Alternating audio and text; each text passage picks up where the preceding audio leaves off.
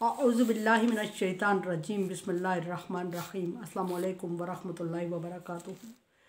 सूरह इब्राहीम है मेरे सामने और सूरह इब्राहीम की आयत नंबर 13 है, पारा नंबर 13 है और रुकू नंबर 15 है।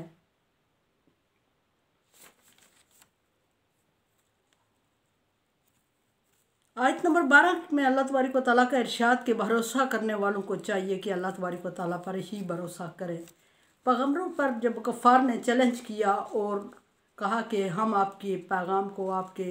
दावत को यकीन नहीं कर रहे हैं और तुम कोई मौजज़ा दिखा दो, हमें कोई निशानी दिखा दो, तो जब पैगम्बरों को अल्लाह तबारक व तआला ने मौजज़ात और निशानियाँ बताईं और मुतमईन करने की कफ़ार को कोशिश की, लेकिन मुतमईन ना हुआ चूँकि अल्लाह तबारक व तआला ने उनके कानों पर, उनके दिलों पर मोहर लगा रखी थी। तो फिर पैगम्बरों ने निशानी के तौर पे अल्लाह तबारक व तआला की ये आयत कि इंसान खुद बड़ी निशानी है और ज़मीन और आसमान की तख्लीक बड़ी निशानी है, और फिर ये कि हम अल्लाह पर भरोसा करते हैं, पैगम्बरों ने फरमाया, और ये कि जो तुम हमें तकलीफ़ दे रहे हो उस पर हम अल्लाह की राह में सब्र करते हैं। और ना सिर्फ पैगम्बरों ने फरमाया कि ना सिर्फ हम भरोसा करते हैं, बल्कि किसी भी भरोसा करने वाले को चाहिए कि वह अल्लाह तबारक व तआला पर ही भरोसा करे और अल्लाह की ज़ात ही इस काबिल है कि उस पर भरोसा किया जाए, उसके अलावा कोई है भी नहीं। वकाल लज़ीना कफ़रू, उसके जवाब में काफरों ने ये बात की रसूलिहिम, अपने रसूलों को जब मज़ाकरात से तंग आ गए कुफ़ार, तो कुफ़ार धमकियों पर उतर आए और अपने रसूलों को धमकी देते हुए उन्होंने ना सिर्फ धमकी दी बल्कि कर भी दिखाया, प्रैक्टिकल भी कुछ पैगम्बरों के साथ हुआ। तो पैगम्बरों ने कहा लनुखरिजन्नकुम मिन अर्ज़िना, हम तुम्हें अपनी ज़मीन से मुल्क बदर कर देंगे, अपने मुल्क से, अपने एरिया से तुम्हें निकाल देंगे, निकलने पे मजबूर कर देंगे, एरिया छोड़ने पे तुम्हें मजबूर कर देंगे। ये पैगम्बरों के जवाब में, तबलीग के जवाब में कुफ़ार का एक धमकी आमेज़ मैसेज था। और दूसरी धमकी ये दी कि हम या फिर तुम्हें अपने मज़हब में ले आएंगे या फिर तुम्हें मुल्क छोड़ना पड़ेगा, या हमारे मज़हब को कबूल कर लो या हमारे एरिया को छोड़ दो, मुल्क बदर हो जाओ और ये एरिया छोड़ के कहीं और जाके अपने मज़हब के मुताबिक आबाद हो जाओ। बाहर से तो ये धमकी दे रहे थे कुफ़ार, लेकिन अंदर से डर भी रहे थे कि उन्हें पता था कि ये दीन फैलने वाला है, और ये दीन जब फैलने वाला है तो बाहर के अगर चले जाएंगे पैगम्बर तो बाहर की तबलीग में, आसूदा हाल में जब वो तबलीग करेंगे तो ज़रूर कामयाब होंगे, और कामयाब होंगे तो हमारा जीना मुश्किल कर देंगे। और कहीं पैगम्बरों को बस्तियों से निकलने पे मजबूर भी किया, सिर्फ धमकी ही नहीं दी, जैसे शुएब अलैहिस्सलाम को, और फिर जैसे लूत अलैहिस्सलाम को लूतियों ने निकाल दिया, फिर मूसा अलैहिस्सलाम को फ़िरौन और फ़िरौनियों ने निकाल दिया, खुद हुज़ूर सल्लल्लाहु अलैहि वसल्लम को मक्का छोड़ने पर कुरैश मक्का ने मजबूर किया, और आप सल्लल्लाहु अलैहि वसल्लम हिजरत मदीना करते हैं और रोते हुए मक्के को देख के रोते हुए कह रहे अल्फाज बोल रहे हैं कि अब मक्का तू मुझे बहुत अजीज़ है, लेकिन तेरे बासियों ने मुझे रहने नहीं दिया, यानी कि मैं तुझे छोड़ना नहीं चाह रहा था। और इस तरह की और बहुत सारी धमकियाँ दी, बहुत सारे नबी सल्लल्लाहु अलैहि वसल्लम के लिए मुश्किलात पैदा की, जिस पर आप सल्लल्लाहु अलैहि वसल्लम दिल बर्दाश्ता होके वो मुल्क मक्के को छोड़ चुके। इसी तरह कुछ पैगम्बरों को कत्ल तक किया गया, ज़करिया अलैहिस्सलाम को आरे से चीरा गया, इब्राहीम अलैहिस्सलाम को अपनी तरफ से उन्होंने ना मानने वालों ने, मुनकरीन दीन ने आग में डाल दिया, और अल्लाह तबारक व तआला के तरफ से आग को हुक्म हुआ या नारु कूनी बर्दन सलामन में रब रहीम, कि अपने रब की तरफ से हुक्म है तुझे आग के ठंडी हो जाए इब्राहीम अलैहिस्सलाम पर, और आग की बजाय फूल निकल आए, खिलाए। और इसी तरह बहुत सारे पैगम्बरों को, ज़करिया अलैहिस्सलाम को आरे से चीरा जाता है, और ईसा अलैहिस्सलाम को उनके कौम ने बज़ाहिर सूली पे चढ़ा दिया। अभी तक वो कहते हैं कि हमने ईसा अलैहिस्सलाम, उनका ख्याल यह है कि उस ईसा अलैहिस्सलाम को सूली पे चढ़ा दिया गया। ये अलग बात है कि अल्लाह तबारक व तआला ने ईसा अलैहिस्सलाम को ज़िंदा उठा लिया और सूली पर चढ़ने से बचा दिया, लेकिन पैगम्बरों के साथ ऐसा रवैया किया और हुज़ूर सल्लल्लाहु अलैहि वसल्लम को कत्ल की धमकियाँ दी गई, और अबू तालिब के साथ पूरी मुत्तफ़िक होकर कौम जाती है और हज़रत अबू तालिब से जाके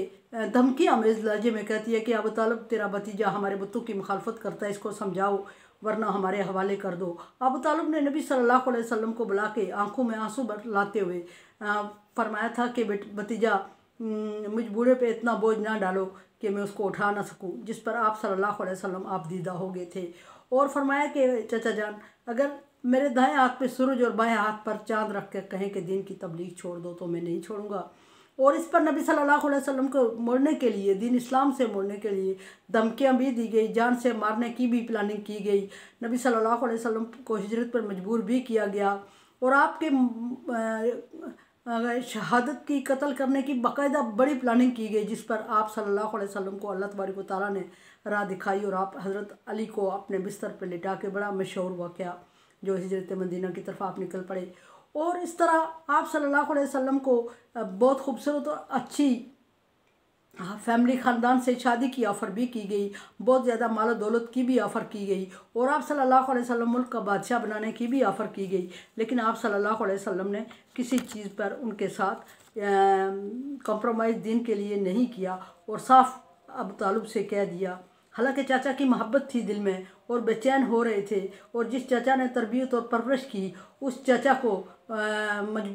मायूस करना आप कहीं भी गवारा नहीं कर रहे थे। लेकिन चूँकि अल्लाह का दीन था और अल्लाह के दीन में कंप्रोमाइज़ नहीं करने का ऐप था और करना भी नहीं होता, और अल्लाह तबारक व तआला ने अपने दीन में ये नहीं कि कंप्रोमाइज़ नहीं करना होता, अल्लाह तबारक व तआला ने करने ही नहीं देना होता है। जिस बंदे को अल्लाह तबारक व तआला ख़ास कर लेते हैं, चुन लेते हैं, उसको इतनी हिम्मत और तौफीक भी देते हैं जिसको पसंद करते हैं कि वो आखिर दम तक दीन के लिए कोशिश करे, लड़े और कामयाब करे दीन को। और जिसको अल्लाह तबारक व तआला तौफीक नहीं देते उसको पहले से ही उसके दिल पे, उसके दिमाग पे, उसके कानों पे मोहर लग जाती है, उसकी आंखों पे पर्दे पड़ जाते हैं। सूरह बकरा में अल्लाह तबारक व तआला फरमाता है कि ख़तमल्लाहु अला क़ुलूबिहिम वला समइहिम वला अबसारिहिम गिशावा,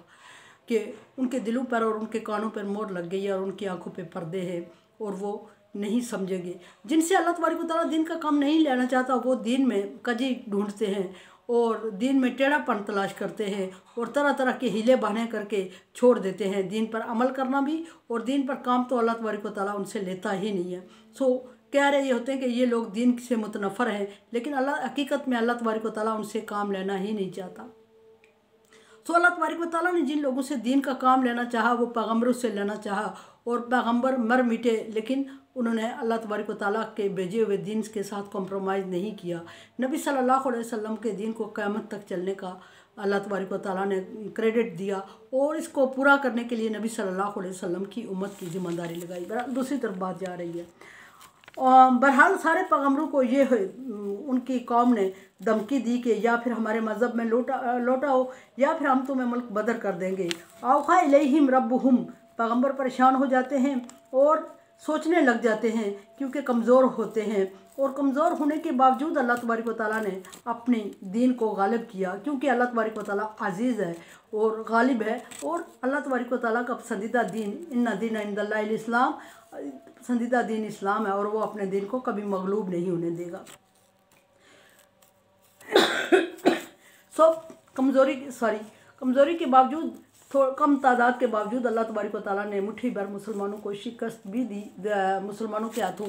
कुफार के बड़े बड़े लश्कर को, जरी लश्कर को शिकस्त भी दिलवाई। ये सिर्फ मुसलमानों की ही बात नहीं, उससे पहले भी पैगम्बर के मानने वाले थोड़े ही थे, जीतते ही रहे और अल्लाह तबारक व तआला ने उनका सर बुलंद रखा और तकलीफ़ों और मुश्किलात के बावजूद उन्होंने दीन का मुकम्मल साथ दिया और तावन किया और दीन को मंजिल तक पहुँचा के छोड़ा।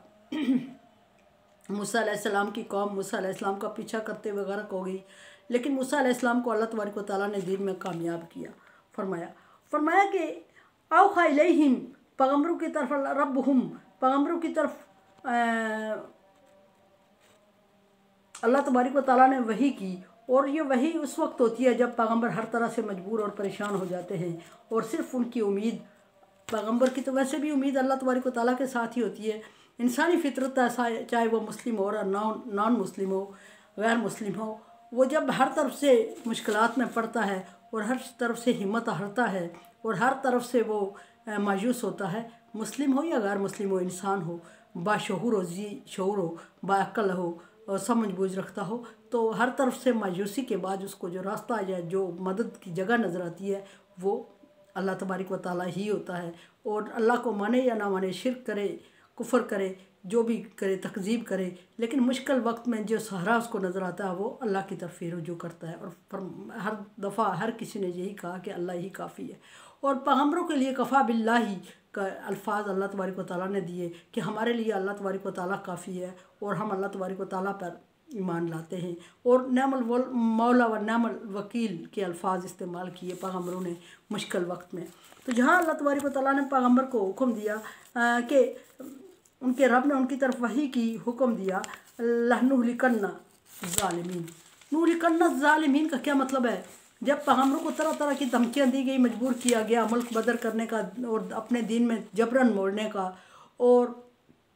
कत्ल तक की धमकियाँ दी गई, तो उस वक्त पैगम्बर जब परेशान और बेयारो मददगार रहे और थोड़े से मानने वालों के साथ बहुत बड़े लश्करों का मुकाबला और इस तरह के हालात में, तो फिर अल्लाह तबारक व तआला ने पैगम्बरों की मदद करने का फ़ैसला फरमाता है। जब वो हिम्मत हार जाते हैं, हौसला अफजाई करता है। बहुत बहुत जगहों पे नबी सल्लल्लाहु अलैहि वसल्लम की भी अल्लाह तबारक व तआला ने हौसला अफजाई फरमाई और यहाँ फरमाया कि हम ज़रूर उनको ज़ालिमों को हलाक कर देंगे। ज़ालिमों को हलाक कर देंगे यानी कि जो आपको बज़ाहिर कमज़ोर समझ के धमकी दे रहे हैं या इस्लाम से या दीन से मुड़ने की या मुल्क बदर करने की, तो हम उनको हलाक करेंगे। और सिर्फ हलाक ही नहीं, पैगम्बरों को हौसला अफजाई करते हुए अल्लाह तबारक व तआला ने आगे फरमाया कि हम उनकी ज़मीनों को आपको मालिक बना देंगे। ये जिस ज़मीन जिस जायदाद पे जिन चीज़ों पे अभी फ़ख्र किए जा रहे हैं, यही इनके ख़िलाफ़ होंगी और हम आपको ये इनकी ज़मीन जायदाद और ये जो चीज़ें ये जमा किए रखे हुए हैं और जिस पर ये इतराते हैं, जिस पर ये फ़ख्र करते हैं, जिस पर ये गुरूर में हैं और जिस पर आपको कमज़ोर समझते हैं, जिस पर तकब्बर करते हुए, वही चीज़ें मैं इनसे छीन लूँगा और वही चीज़ें छीनने के बाद मुसलमानों के हवाले कर दूँगा। कमज़ोर बज़ाहिर कमज़ोर मोमिन के जो कमज़ोर हैं, जो अल्लाह पर यकीन रखते हैं, अल्लाह पर ईमान रखते हैं, बज़ाहिर कमज़ोर नज़र आते हैं, अल्लाह तबारक व तआला ने फरमाया कि मैं इनकी वो जायदादें छीन के उनका आपको उनका मालिक बना दूँगा। इसी तरह बिल्कुल जिस तरह के मक्के से निकलते हुए कुरैश मक्का ने अबू जहल ने खाना काबा का ग़िलाफ़ पकड़ के अल्लाह तबारक व तआला से अर्ज़ की थी कि अल्लाह अगर मुसलमान सच्चे हैं तो तू हम पर आसमान से पत्थर की बारिश बरसा दे, और अगर हम सच्चे हैं तो मुसलमानों को हमारे सामने कोई सज़ा दे दे। तो अल्लाह तबारक व तआला ने मैदान बदर में बुरी तरह शिकस्त दिलवाई। शिकस्त भी उन थोड़े से मुसलमानों की जो उनके वहम गुमान में भी नहीं था। शिकस्त अगर हो बड़ी ज़ात से तो शर्मिंदगी का सबब नहीं हुआ करती। अल्लाह तबारक व तआला से हो या किसी बहुत बड़े अपने से बड़े लश्कर से हो, जरी लश्कर से, तो फिर शिकस्त किसी के लिए भी हो शर्मिंदगी का सबब नहीं होती, हार जीत लगी रहती है। लेकिन शिकस्त जब 10 बंदे एक छोटे बच्चे से खा ले तो उस वक्त बड़ी वो बेसर सामान बच्चे से शिकस्त का सामना उन्हें करना पड़े तो उस वक्त बड़ी शर्मिंदगी का सबब होता है। और वो शर्मिंदगी अल्लाह तबारक व तआला ने मैदान बदर में कुफार के नसीब में की। बड़े जरी लश्कर और बड़े जंगजू लोग तो बेसर और सामान थोड़े से मुसलमानों से जब बुरी तरह शिकस्त खा के लुट पिट के वापस गए तो उनकी अपनी दुआ का नतीजा था। मेरे चैनल को आप सब्सक्राइब नहीं कर रहे हैं, मुझे उम्मीद थी कि आप मेरे साथ तावन करेंगे। मेरे चैनल को सब्सक्राइब करें और सदका जारिया में मेरे साथ तावन करें। दुआ की उम्मीद रखती हूँ। ला खौफुन अलैहिम वला हुम यहज़नून की दुआ मेरे लिए करेंगे। अल्लाह हाफ़िज़।